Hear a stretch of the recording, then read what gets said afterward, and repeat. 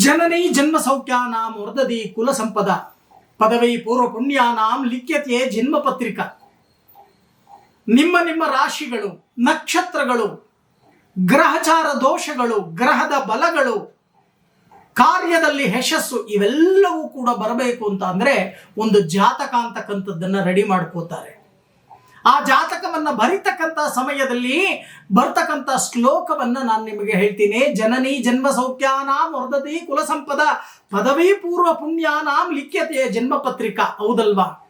ನಿಮ್ಮ ಜನ್ಮ ಪತ್ರಿಕೆಗೆ ಆಯಸ್ಸು, ಅಭಿವೃದ್ಧಿ ಇವೆಲ್ಲವೂ ಕೂಡ ಪ್ರಾಪ್ತಿಯಾಗಲಿ ಅಂತಕ್ಕಂಥ ಒಂದು ವಿಚಾರವನ್ನ ಇಟ್ಕೋತಾ ನಿಮ್ಮ ದ್ವಾದಶ ರಾಶಿಯ ಗೋಚಾರ ಫಲ ಈ ಸೆಪ್ಟೆಂಬರ್ ತಿಂಗಳಲ್ಲಿ ಹೇಗಿದೆ, ಯಾರಿಗೆಲ್ಲ ಅನುಕೂಲಗಳು ಬರುತ್ತೆ, ಯಾರಿಗೆಲ್ಲ ಅನಾನುಕೂಲಗಳು ಬರುತ್ತೆ, ಯಾರಿಗೆಲ್ಲ ಕಷ್ಟ ಕಾರ್ಪಣ್ಯಗಳು ಹೆಚ್ಚುತ್ತೆ, ಯಾರಿಗೆ ಸುಖ ಜೀವನ ಪ್ರಾಪ್ತಿಯಾಗತ್ತೆ, ಯಾರಿಗೆ ರಾಜಯೋಗ, ಯಾರಿಗೆ ಗಜಕೇಸರಿ ಯೋಗ, ಯಾರಿಗೆ ರವಿಗುರು ಯೋಗ, ಯಾರಿಗೆ ಧನ ಯೋಗ, ಯಾರಿಗೆ ವಾಹನ ಯೋಗ, ಯಾರಿಗೆ ಗೃಹ ಯೋಗ, ಯಾರಿಗೆ ಮಾಂಗಲ್ಯ ಯೋಗ, ಇವೆಲ್ಲವನ್ನೂ ಕೂಡ ನಾವು ಅವಲೋಕವನ್ನ ಮಾಡೋಣ.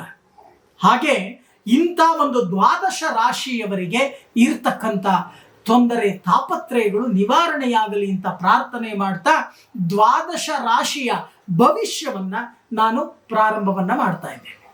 ಈ ಮಕರ ರಾಶಿಯವರಿಗೆ ಈ ಸೆಪ್ಟೆಂಬರ್ ಮಾಸದಲ್ಲಿ ಆದಷ್ಟು ತಾಳ್ಮೆಯಿಂದ ವರ್ತಿಸ್ತಕ್ಕಂಥ ಕೆಲಸವನ್ನು ಮಾಡಿ. ಈಗಾಗಲೇ ಕೋಪ ಜಾಸ್ತಿ ನಿಮಗೆ, ನಿಜ. ನಿರ್ಧಾರ ತಗೊಂಡ್ಬಿಡ್ತೀರಾ. ಯಾವುದೇ ನಿರ್ಧಾರ ಸೆಪ್ಟೆಂಬರ್ ಅಲ್ಲಿ ತಗೋಬೇಡಿ. ಸೆಪ್ಟೆಂಬರ್ ಅಲ್ಲಿ ನೀವು ಯಾವುದೇ ನಿರ್ಧಾರ ತಗೊಂಡ್ರು ಅದರಲ್ಲೂ ಫಲಿತಾಂಶ ಅಂತಕ್ಕಂಥದ್ದು 0. ಯಾಕೆ ಈ ಮಾತನ್ನ ನಾನು ನಿಮಗೆ ಹೇಳ್ತಾ ಇದ್ದೀನಿ? ಒಂದು ಕಡೆ ವಕ್ರದೃಷ್ಟಿಯ ಶನಿ ಸಂಚಾರ, ರಾಷ್ಟ್ರಾಧಿಪತಿ ಆಗಿರ್ತಕ್ಕಂಥವನು ಮಕರ ರಾಶಿಗೆ ಶನಿ, ಜೊತೆಗೆ ನಿಮಗೆ 6ನೇ ಮನೆಯಲ್ಲಿ ಗುರು, ಒಂದು ಕಡೆ ಗುರುಬಲ ಇಲ್ಲ, ಇನ್ನು 2ನೇ ಮನೆಯಲ್ಲಿ ರಾಹು ಅಂತಕ್ಕಂಥವನಿದ್ದಾನೆ, ಅವನು ಬೇರೆ ತೊಂದರೆ ಕೊಡ್ತಾನೆ, ಕೆಟ್ಟ ಕೆಟ್ಟ ಕೆಲಸಗಳನ್ನು ಮಾಡಿಸ್ತಾನೆ, ಅಪರಾಧಗಳನ್ನು ಮಾಡಿಸ್ತಾನೆ, ಇನ್ನೊಬ್ಬರಿಗೆ ಮೋಸ ಮಾಡಬೇಕು ಅಂತ ಮನಸ್ಸನ್ನು ಕೊಡ್ತಾನೆ.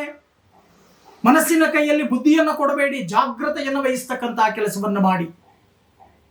ಹಾಗಾದ್ರೆ ಸೆಪ್ಟೆಂಬರ್ ತಿಂಗಳಲ್ಲಿ ನಮಗೆ ಶುಭ ಯೋಗ ಅಂತಕ್ಕಂಥದ್ದು ಏನಿದೆ ಗುರುಗಳೇ? ಖಂಡಿತವಾಗಿ ಅನುಕೂಲಗಳಿದೆ.